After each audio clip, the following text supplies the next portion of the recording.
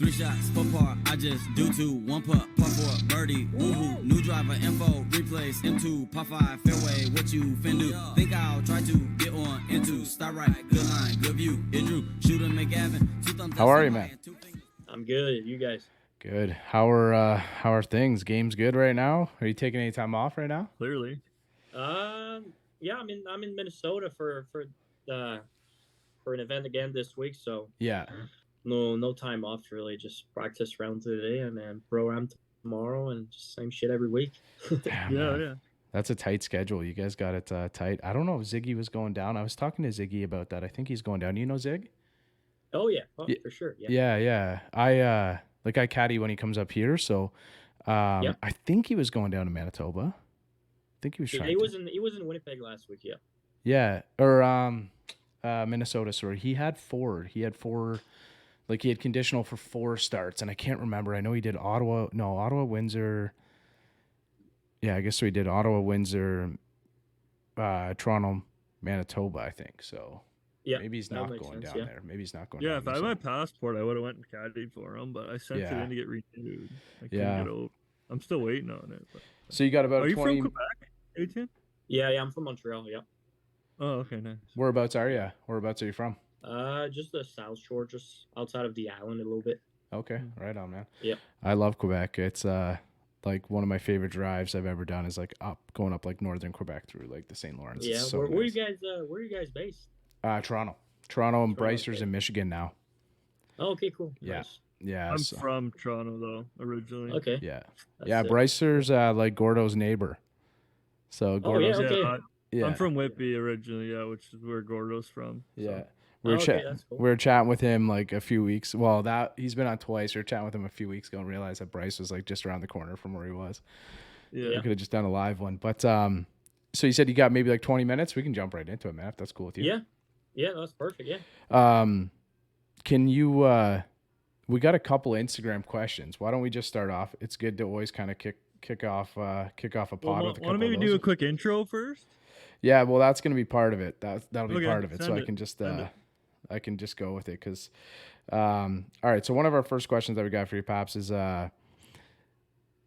what's the kind of stuff that you're doing away from the course? So I guess like we're talking to you right now, it's on a Tuesday evening, so you got a pro-am tomorrow, and then you got you get right into the tournament, practice round probably today. But if you ever have some time away from the course, what are you getting up to?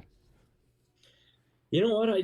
Outside of the course, I just spend time with friends. I love to spend time with my friends. I don't really do any other sports or anything. It's just, I just when I have time off, I just love to, be home, spend time with my friends, with my girlfriend, my family, and I'm not at home a lot. So yeah, when I do have time to be at home, and I'm just trying to spend it with my friends and girlfriend and family, and just enjoy time with them, and do a little bit of activities outside of golf sometimes. Like my parents have a cottage in the mountain, a little bit away from Montreal, so sometimes we'll go there, just enjoy cottage life, and yeah, just spending time with friends and family and stuff, and just take my mind off golf. That's what I love to do when I have a week off.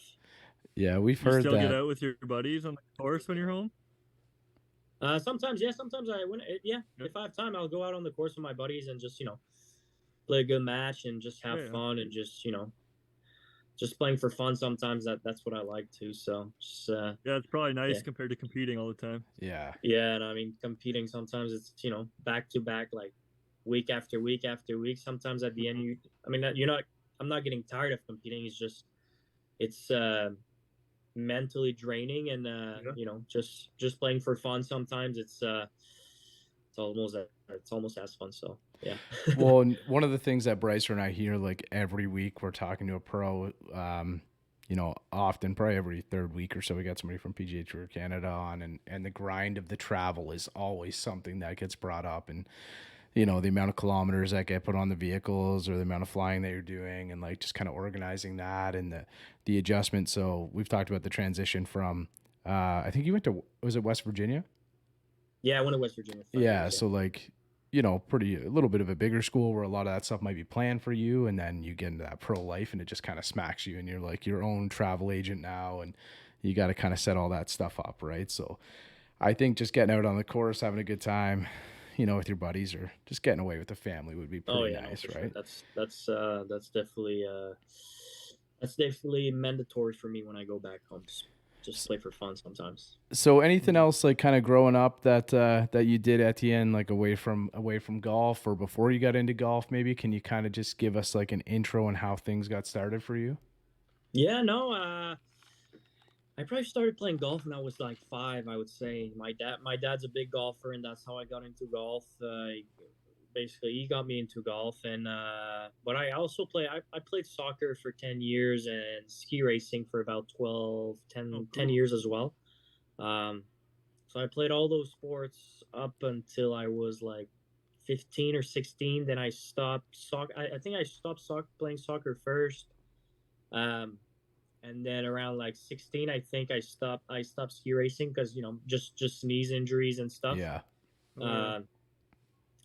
So I just kept playing golf after that, and then went off to college, and then turned pro about a year and a half ago. So yeah, no, I mean I think it was important to play other sports growing up, you know, develop other skills, and I was able to use them playing golf as well. So I think it's a big thing. Like when you grow up, like sometimes I feel like maybe there's some kids that they just get pushed into one sport and just trying to go at it instead of playing many sports and develop other skills. And I think that's what my parents thought that was important, and that's what we did. That's what they did with me, and I decided to do as well. I mean, I love playing soccer, and ski racing was awesome too. But at one point, I just, you know, I think it was time to decide which sport I wanted to keep going at it, and I decided golf. And I think it's just because I loved it as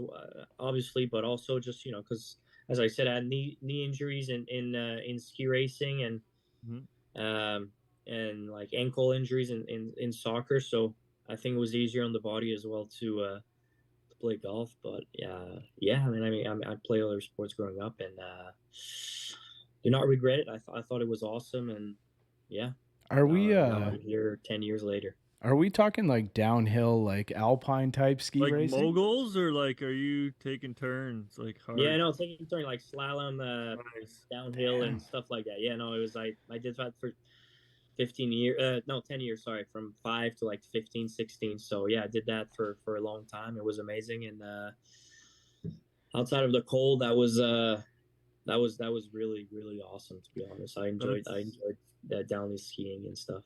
Do you find that's really cool? Sorry, Bryce, or like the adrenaline that you would get in that sport, like do you find that on the golf course at all? No way. No. It's totally it's a different adrenaline. I mean, like a race is probably between 40 seconds and a minute. So you're just in the zone for about a minute, 2 minutes, and compared to golf, to match that. Compared to golf, it's 4 or 5 hours a day. Right.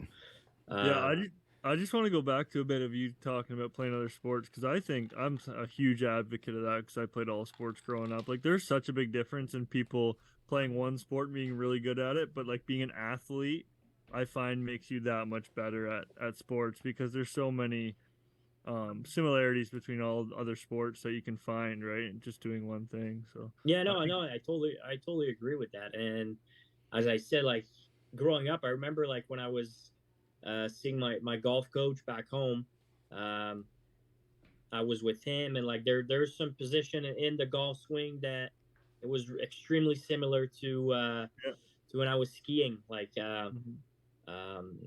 so sometimes he was doing like comparisons with my skiing and my golf swing, and you know, just developing some other skills sometimes will help you in other sports that you don't even like. There's some skills you don't even know you have when you do other sports that are really important. And I think it was extremely helpful for me, not even just in golf, just in having skills and other skills in general. And for sure, yeah, I'm really glad I did that, and I definitely don't regret that at all. Well, a couple of those are Outside of the like, injuries, obviously, but yeah, a couple of those are kind of like solo. Like obviously golf and skiing are kind of like solo sports, but playing on a soccer team too. Like I know in that moment you might be playing like, as a solo player, but you're getting like the team aspect of it too, right? So that would be yep, something like I found I've sort of given up everything else, like, baseball, hockey, all of those things, and just kind of transitioned to golf. Same thing with injuries and stuff like that. So yeah, I found that like you miss that team element though too, right? So at least with golf, you got a caddy, you got a bit of a team, like you're, some therapists and stuff like that. I'm sure you're getting a lot of work done and a lot of coaching and stuff too. So you have that team approach, but really it's just kind of you, right? So I think of yeah, like I'm thinking like you're doing one race and probably what your pre-shot routine is, like the same amount of time, right? So it's like Mhm. very, very different polar opposites, really. But oh um, for sure. we got a good one here from our friend Mark. So he asked who your biggest non-professional golf inspiration is. Who is your biggest Ooh. non-professional golf inspiration? Oh wow, that's a good question. Yeah, My biggest non-professional, like outside of golf, or yeah, Correct.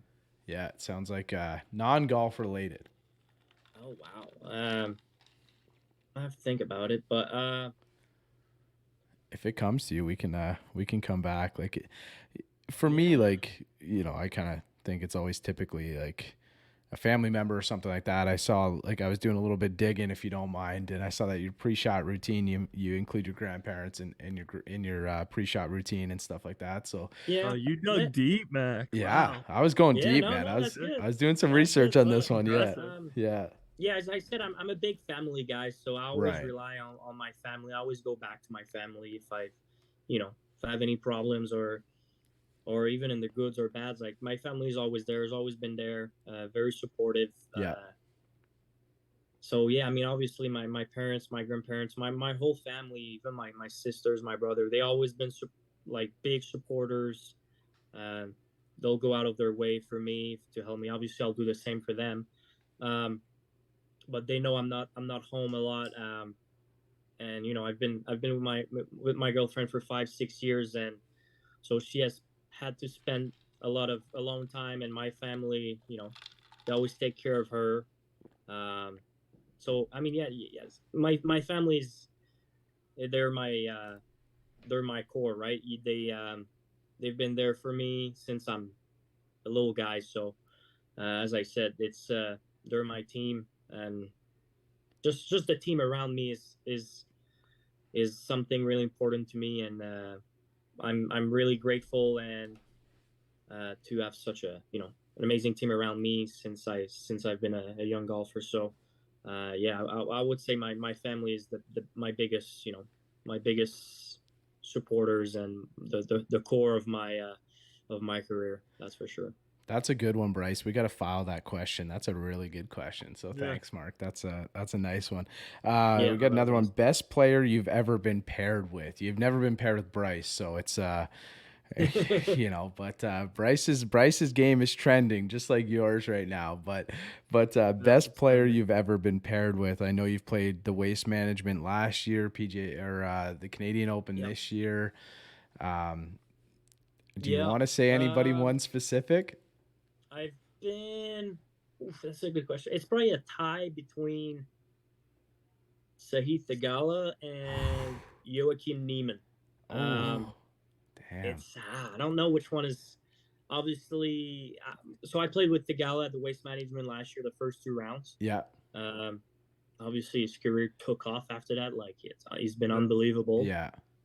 He's had like an unreal last 12 months, and it's awesome to see that guy is such a good guy too. I mean, he's just an awesome dude, just not in golf, obviously, just as a person, he's Yeah. I awesome. haven't So heard a bad word about that guy, like No. through no, he's the he's videos and stuff. unbelievable. Seriously, he's awesome. And after my win in Victoria, he texted me, and he's been great to me, and he's just an awesome guy, and I wish him the best. And Neiman, I played with Neiman a long time ago in junior golf or an amateur event down in South America, but the kid was unbelievable as well. So I would say it's a tie, but there's other guys. I mean, I got a chance to play with Corey Connors, obviously, in the practice rounds of the waste management last year, but like in a tournament, it's probably Theegala or Neiman, and I've played in college with I've played against Morikawa, Hovland, Scheffler. I never played with them, but I mean we've been in the same field and same event in college, but I don't think I've ever played with them, to be honest. But yeah, I would I say don't know. Theegala Neiman or and Neiman. Theegala are both. Damn, those are two of the best young players in golf right now. Those Yeah. guys are like they're both probably top 20 players in the world right now. Or well, Oh, for I sure. don't know Yeah, how no, I mean, I don't know how the rankings are going with Liv and stuff like that, but like those are probably two of the top 20 players in the world right now. Like oh, for Neiman sure. shows up in Yeah, majors, like he is there all the time. And yeah, Theegala's like he's just so good, man, so good. yeah. No, he's been on a tear for the last year. It's The unreal to crazy see. It's thing is, awesome. the crazy thing is though, with guys that good, it's like so hard to like say one's better than the other because everyone has their Yeah, days, has their bad days, and they're just all at that level, you know. yeah. No, So they're awesome. so I think I remember you Mondayed into the waste management. Yeah, exactly. Yeah. Yeah. So what was that? Can you kind of like take us through that, like that experience, kind of, playing the Monday qualifiers? We haven't talked about the Mondays in a little while. I think we had a past guest on who was trying to qualify for that same one, Callum Davison. I think he was in Yep. that same event with you, and I think he had just missed by one or two or something. I can't remember it then, but if he didn't get in. But can you kind of take us through what the Monday qualifiers like, and then sort of finding out you get through, and then kind of that race to just get ready for the tournament? Yeah, no, for sure. I mean, I went through the pre-qualifier first, and I was just at first I wasn't even gonna play in it, and I was just because I just got in Arizona. That was my first like month as a professional, and I was just trying to get ready for mini tour events at Yeah. that time, and I was not even thinking about playing in the pre-Q at first, and like 2 weeks before, I was just starting to like we were playing at our home course in Arizona, and I was just on a tear. I was just my game was good, and it was just unreal. So my friends were like, just fucking sign up, and you know whatever happens happens. And I was like, right, sure, I Yeah. guess I'll sign up and I'll do it then. And 2 days, I think 2 days before, uh, 2 days before the pre-Q or 3 days before the pre-Q, I shot a 59 on our home course. And I was like, I'm ready. Yeah. Okay. I'm ready, I Yeah. guess. So I go off to the pre-qualifier and I shoot 27 on the front nine. And ended up shooting 62, but I won the pre-qualifier. So I go on to the Monday qualifier, and I'm one of the first tee times in the morning, go off, and it's a extremely windy day. So I was like, which I like when it's playing hard, because my strength is I'm more of a ball striker guy. So when it's playing hard off the tee and approach shots, that's what I like, because that's my strength. So go off in the wind, and I shoot 5 under 67, and I'm like, I don't think it's going to be good enough, but I guess we'll wait. And I just, as the day goes on, I'm still second, stay second. There's a couple other 67 that came in, and so I'm like, there's like 4 or 5 groups in, and it's top 4 that goes through the Monday. So I'm tied for second. We're like 5 guys at 67, with like a couple groups left, and so I start warming up a little bit, and then the last 2 grips come in, and there's no better score. So I think we're at 5 or 6 guys in a playoff, sorry, for 2 spots. So we go off as a sixsome in the playoff, and crazy stories like we go in the playoff, and one of the guys, we actually all hit the fairway on one, and one of the guys just hit a second shot right at it, and just hit the flag and just completely kicked off the green. And another guy just hit it probably 12, 15 feet, and he 3-putted. He was the closest one, and 3-putted for bogey. So 2 guys, the guy that kicked off the green, no, I think he made up and down for par, actually, and just the guy that was actually putting birdie from the closest. Actually, was the one who got bumped out on the first hole because he made bogey. So I think we had like 5 pars and a bogey. So we go on the second hole, and the other 4 guys kind of messed up a little bit. So I hit a perfect drive, hit it on the green to like 10 feet, and yeah, everybody went first. They all made pars, so I had a birdie putt to get in, and I made it. So yeah, that was an amazing feeling at first, and then it's Monday night late, so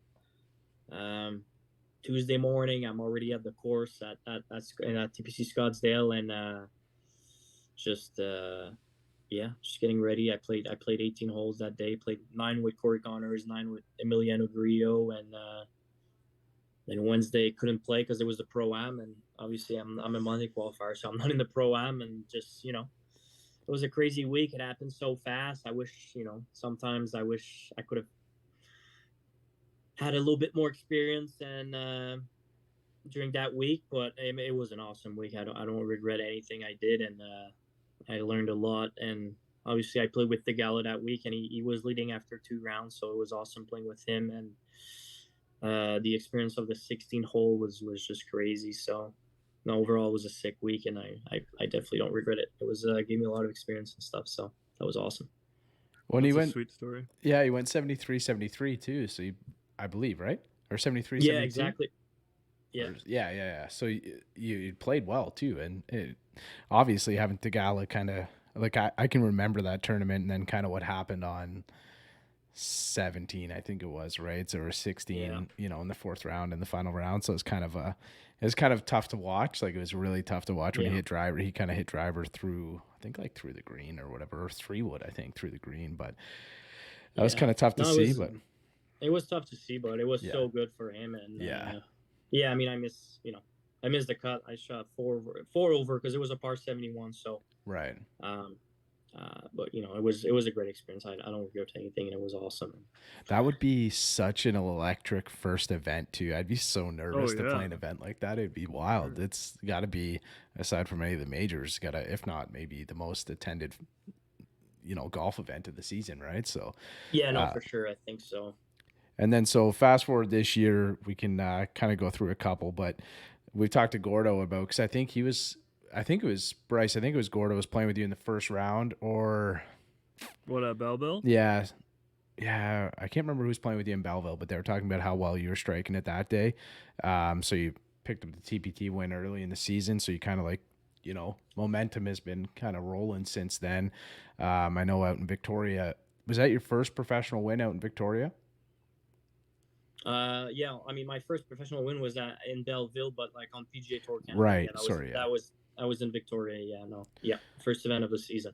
So I did grab some numbers here, Bryce, if you haven't seen these. So 64, 65, 69, 64 for stupid 18 under. So that was your first PGA Tour Canada victory. Your current, I should say, anybody following us at this point, we're in conversation with Etienne Papineau, number 3 in the Fortinet Cup rankings right now, right? Yeah. So exactly, you've been kind of floating near the top. I think in Toronto when we were there, I think you were down to 5. You were at number 1 for up until a few weeks ago. So you've been right there. So is that a goal for you right now? I think number 1 gets full tour status, and then like Korn Ferry tour status, and then I think top 5 get conditional. Yeah, exactly. Okay. So first place gets full status on Korn Ferry, and then I think 2, 2nd, and 3rd gets the first 5, around 4 or 6 events for sure. Okay. And then 4 and 5 gets the first probably 1, 2, or 3 events. So okay.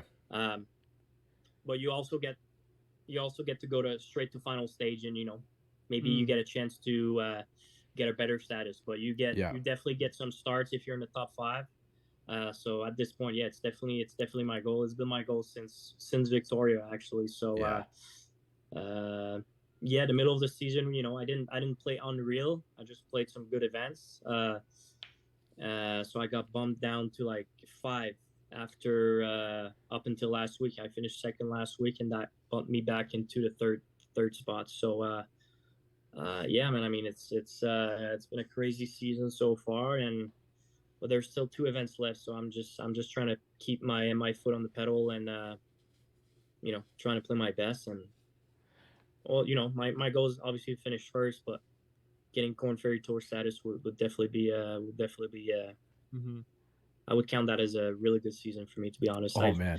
Last winter I had some injuries. I was out for about 4 months. I would say 3 months. Um, so and when I came back, my game was not feeling well at all. Like I was kind of scared a little bit because of my injuries and stuff. So it took me a little bit of time to get comfortable and stuff. Uh, I would say up until April, my game was not in the spot I wanted it to be, and but I battled through, and here we are. A couple events left of the season, and have a chance to get my Corn Ferry Tour status. So Right there, man. Right no, there. if you would have told me that back in January, I wouldn't believe you. But now here we are. So no, I'm excited, man. It's been a hell of a grind, but I'm happy. I got through that.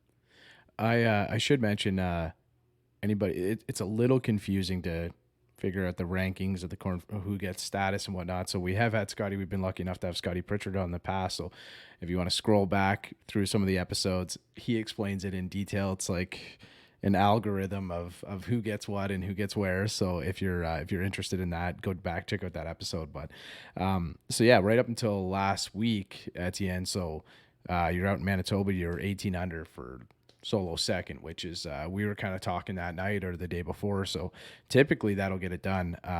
But somebody went 21 deep, which is pretty unreal, man. It's that's pretty crazy. No, I mean I couldn't do anything about that. The guy I think birdied 5 of his last 7, maybe. Yeah.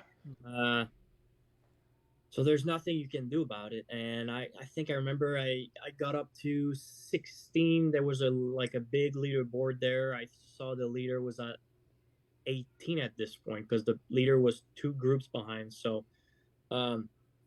he was at 18. I was at 16 under, and I looked my head. I was like, all right, we got to birdie at least the 2 of the last 3 to give us a chance because,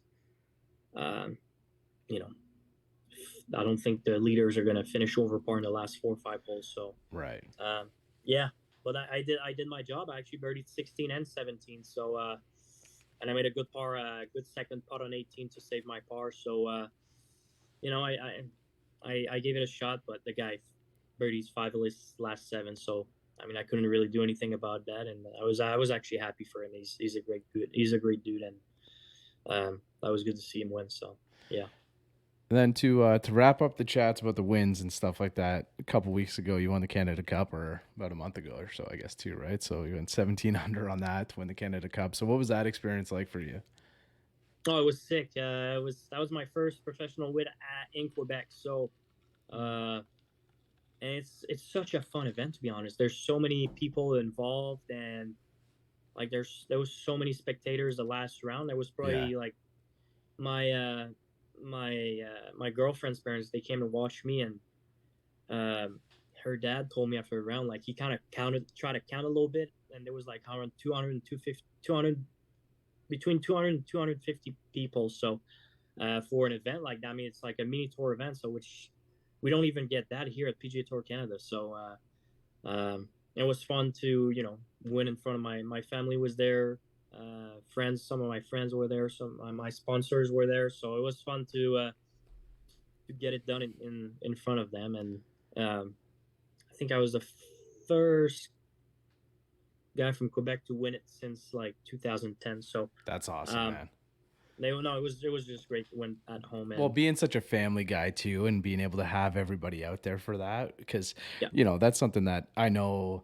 Like when I was out here in Toronto with Ziggy, he was like, we were trying to get through. Like he had 17 birdie putts in the first round. We only made 1 of them, so we finished even par. And then the second day we started off. I don't know if you, what time I think you went out early on the second day at Osprey, and we were out later, and it was so windy.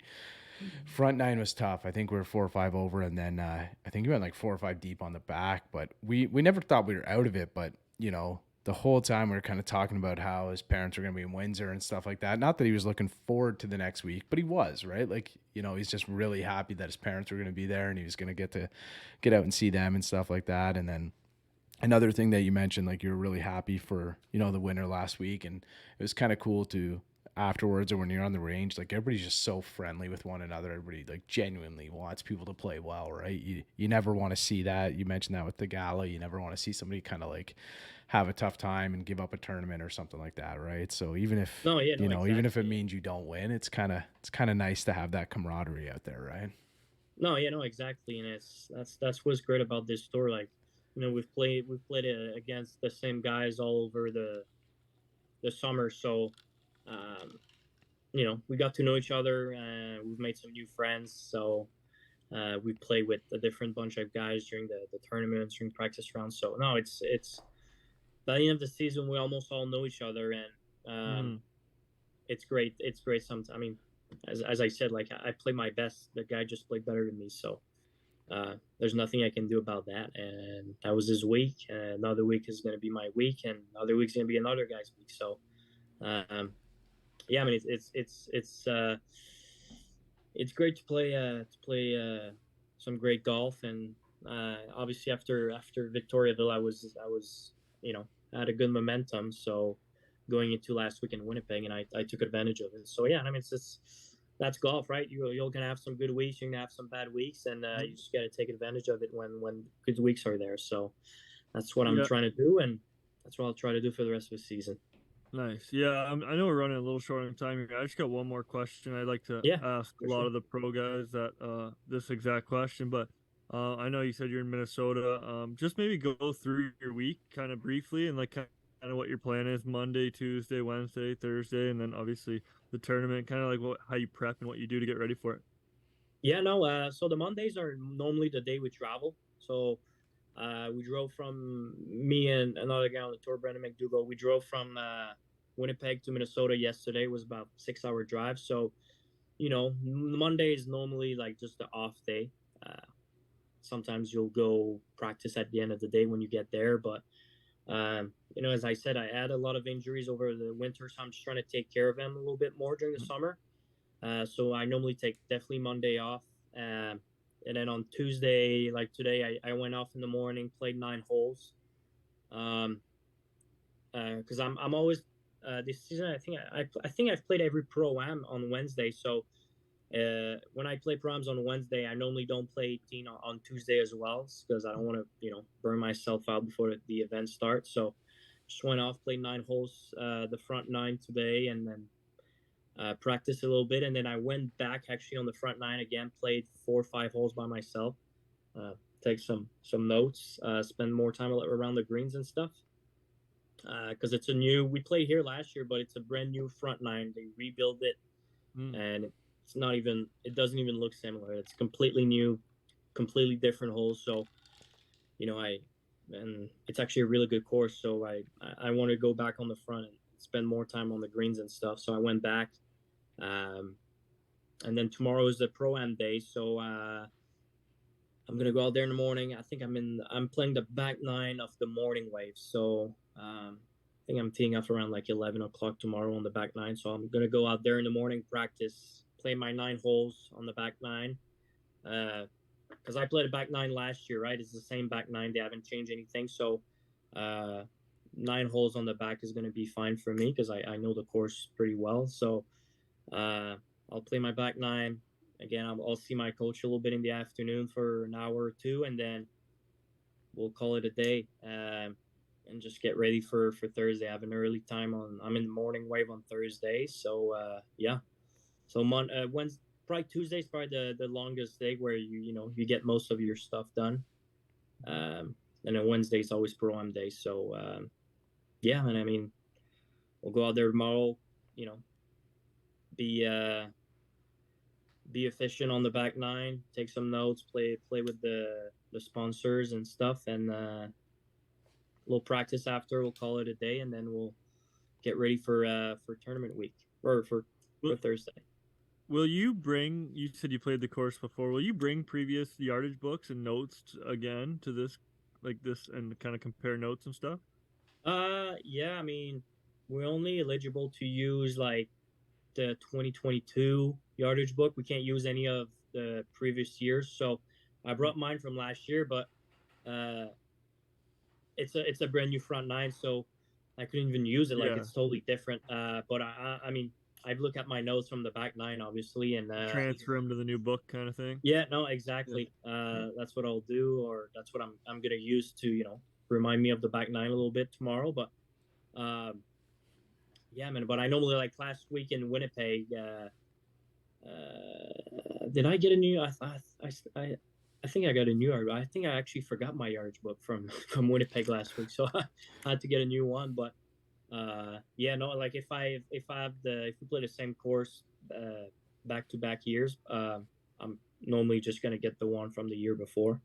But yeah, I'm trying to use some of the previous years. Etienne, do you have a caddy that travels with you? No.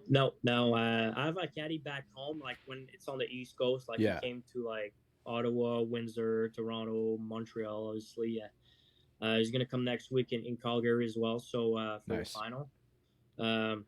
But when I'm out west, like here and Victoria and all those tournaments, I just got a local caddy. It's just a little bit easier. I mean, it's we don't PGA Tour Canada. We don't obviously we don't make as much money as like Korn, Ferry and stuff like that. So it's kind of hard, a little bit of travel with somebody. Right. But when I have the opportunity to drive and stuff, I'll always bring my caddy in from back home. And they get that red bib right now too. They those caddies had a bit of a different swagger than I did, man.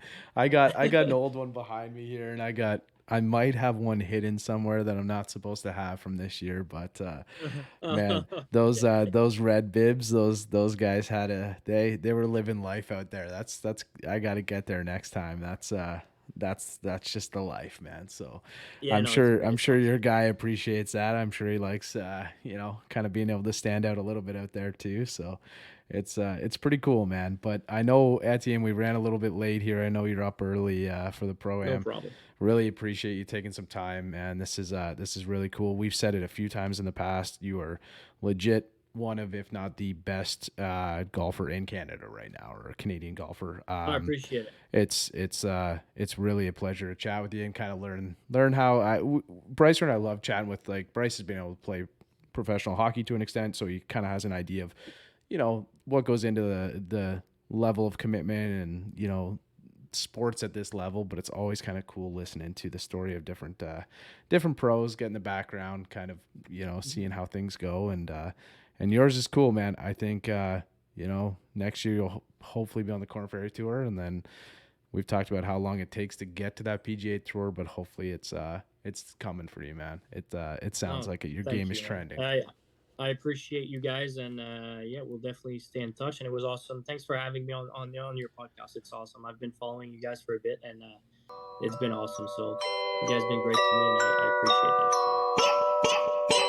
He's out in my ball in the course, so I tee up. I lose the ball and I re-up. I miss a fairway, I probably end up in the ocean or maybe the beach. And I'm on a par 5 and I'm finna go reach it. Second was blind, I ain't see it. Feel like it might be an albatross, worst case scenario.